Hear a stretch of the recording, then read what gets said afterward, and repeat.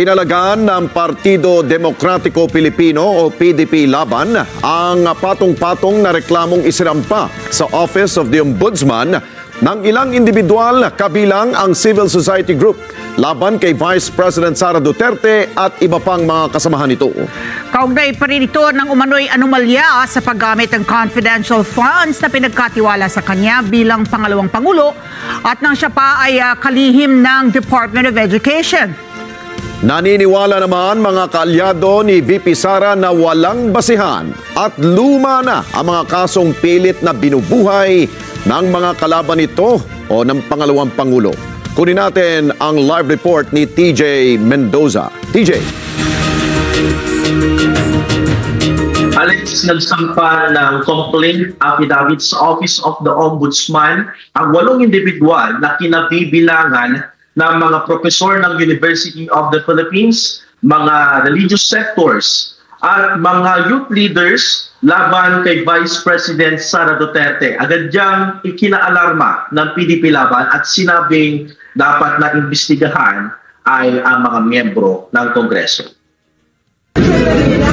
Kasong plunder, bribery, malversation at mga paglabag sa Anti-Graft and Corrupt Practices Act, culpable violation of the Constitution at betrayal of public trust ang mga reklamong kabilang sa complaint affidavit na isinampa ng 8 individual kabilang na ang ekonomista at dating Finance Undersecretary Shelo Magno laban kay Vice President Sara Duterte. Batay sa reklamo, ang complaint ay nagugat sa 612.5 million pesos na halaga ng confidential funds na na-divert o napunta sa hindi itinatakda ng batas at misused o mali ang paggamit. Si VP Sara Duterte po ay hindi immune sa kaso. No? Nakita natin sa deliberation ng House of Representatives at ito ay sworn statement ng mga empleyado mismo ng DepEd, yung abuse sa paggamit ng confidential fund.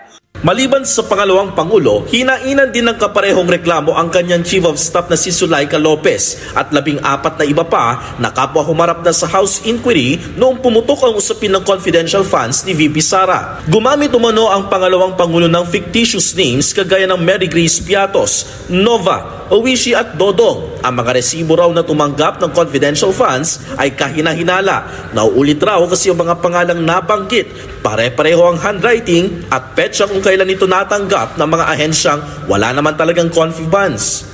Lumabas naman yan sa public hearing natin, mga fictitious names, no? At malinaw na may proseso kung paano hindi mako-compromise ang national security.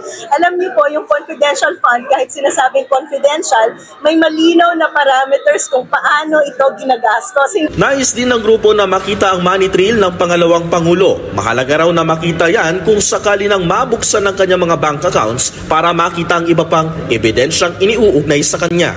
Samantala, reklamong plunder, graft at ethics complaint naman ang inihain ng isang religious group at mga miyembro ng legal profession ang isinampas sa Ombudsman laban kay Surigao del Sur Representative Romeo Momo dahil sa umano'y anomalya sa 1.4 billion pesos na government fund projects na nakubra ng kanyang kumpanya. Nagugat ang reklamo sa kontratang na-corner ng Surigao La Suerte Corporation, kumpanyang iniuugnay kay Congressman Romeo Momo na nagsilbing director ng naturang private company. At nang aging iberipika ang GIS o General Information Sheet na mula sa Securities and Exchange Commission o SEC, taong 2019 hanggang 2022 nang siya ay naging director ng Surigao La Suerte. Sobra na. Walang magandang hospital sa amin. Walang tubig ang ibang mga tao. Pero pumunta kayo sa Tandag City, Surigao del Sur, may Chowking, may KFC, may McDo, may Jollibee, may Robinsons, may 7-Eleven. You can check po pagmamayari ng Momo family. Si Congressman Momo ang kasalukuyang kinatawan ng 1st District ng Surigao del Sur mula June 30, 2022. Pero bago pa niyan, siya rin ang naging representative ng Construction Workers Solidarity noong 2019 hanggang 2022. Sa ngayon, hawak ni Momo ang chairmanship ng House Committee on Public Works at co-chairman naman ng House Infracom. Mahigit 20 kontrata ang na-corner ng Surigao La Suerte mula 2020 na aabot sa umano'y 1.4 billion pesos. Ang mga proyekto ng kumpanya ay mga flood control projects, farm-to-market roads at maging mga school buildings. Alex, sa naging pangayag pa ng PDP laban, sinabi nitong ang dapat unahin nga ng administrasyon na imbestigahan dito sa mga korupsyon na laganap sa ating bansa ay ang mga miyembro ng Kongreso at wag mag-focus lamang dito kay Vice President Sara Duterte. Alex. Okay, TJ, batid naman natin yan. No? Hindi ito na bago na merong pangalawang Pangulo na sinampahan ng reklamo sa Ombudsman. Kung hindi ako nagkakamali, kung maalala natin, si dating Vice President Binay, ganito rin ang nangyari sa kanya. Ang tanong, bakit hindi nila idadaan yan sa House of Representatives?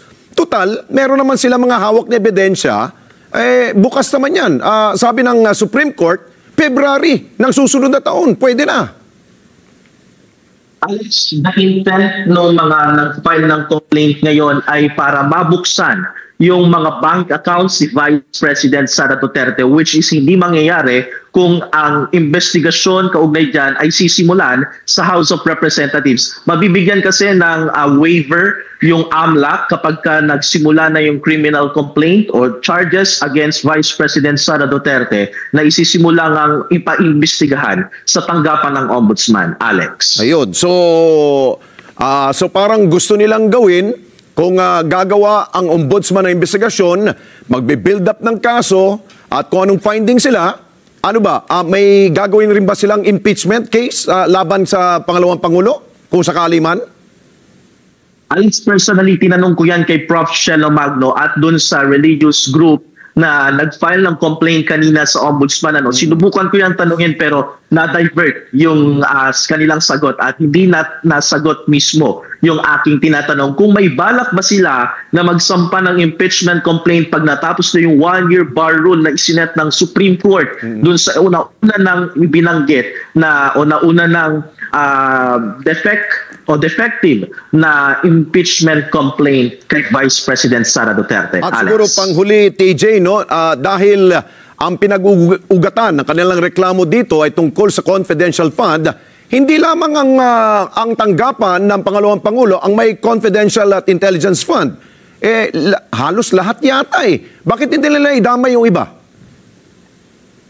Alex, ang banggit sa ating kanina ni Prof. Shelo Magno, they are still waiting for the Supreme Court to release their decision kung bibilang ba nila na unconstitutional yung mga confidential funds na inilalabas ng kada ahensya. May pending petition kasi ngayon sa Supreme Court, Alex, at hinihintay pa natin yung magiging desisyon yan. Kung sakali man, Alex, na ang ilabas ng Korte Suprema ay unconstitutional, ang mga confidential funds, lahat ng ahensya ng gobyerno na humihingi ng confidential funds sa ating National Treasury ay hindi napapahintulutan. At ang sabi kung bakit ito lamang si Vice President Sara Duterte lamang ang pinupuntirya o kumbaga siya lamang ang focus nito ay dahil hindi pa naman umano nasasagot ng pangalawang Pangulo yung mga katanungan sa kanya kaugnay nga dito sa paggamit niya ng confidential fund. Alex. O siguro, habol ko na lang dahil nga meron pang inaantabayan ng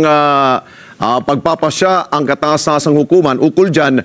Tinanong nyo rin ba na wala ba itong bahid politika? Wala bang kulay ito? Ginagawa nila?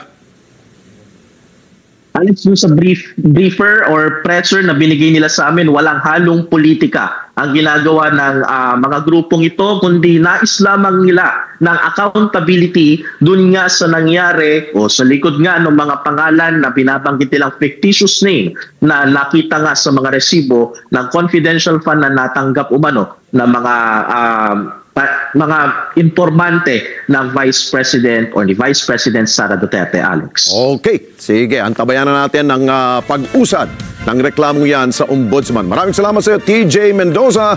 Mata natin dyan po sa tanggapan ng Ombudsman.